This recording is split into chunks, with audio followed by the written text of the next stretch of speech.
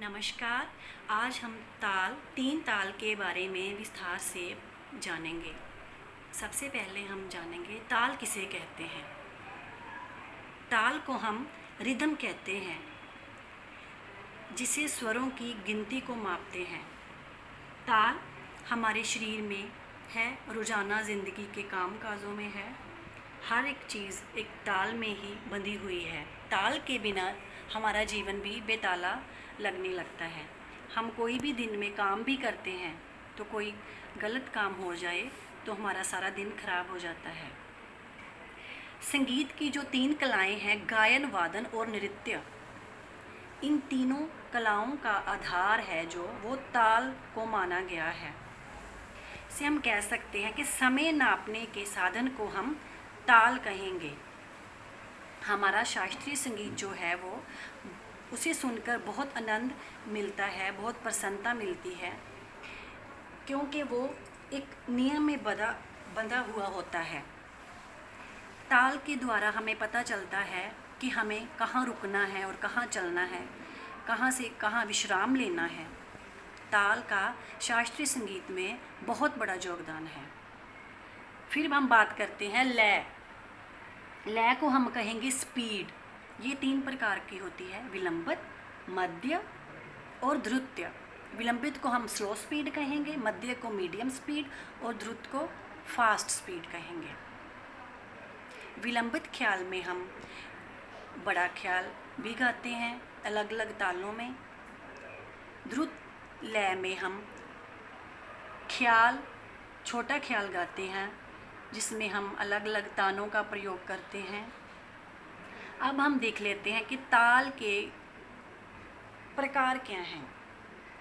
ताल के बहुत सारे प्रकार हैं भारतीय संगीत में, जैसे तीन ताल, रूपक ताल, दीपचंदी ताल, सूल ताल, कहरवा ताल और दादरा ताल।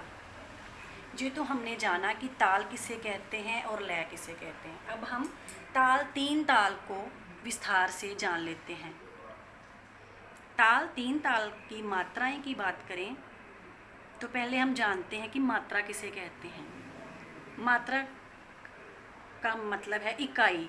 ताल, जिससे हमें ताल की लंबाई पता चलती है, उसे हम मात्रा कहते हैं। तीन ताल के 4 विभाग हैं, जहाँ पर 1, 5 और 13 पर ताली है और 9 पर खाली है।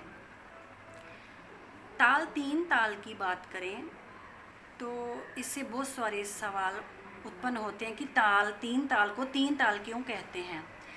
क्यों तीन ताल में 3 तालें और 1 खाली आती है। इससे हम जान लेते हैं कि ये 3 ताल है। 3 ताल के बोल याद करने में बहुत आसान होते हैं, और जब इसके बोल एक लय में बजते हैं, बराबर लय में बजते हैं, तो शुरुआत में बच्चों को आसानी से इस ताल की समझ भी आ जाती है। इसके बोल हैं, आइए, धा धिन धिन धा, धा धिन धिन धा, धा तिन तिन ता, ता धिन धिन धा। आइए इसको अब हम हाथ में कैसे बजाना है वो देख लेते हैं। जैसे पहली मात्रा पर सम आएगा, धा धिन धिन धा, धा धिन धिन धा, धा तिन तिन ता, ता धिन धिन धा धा।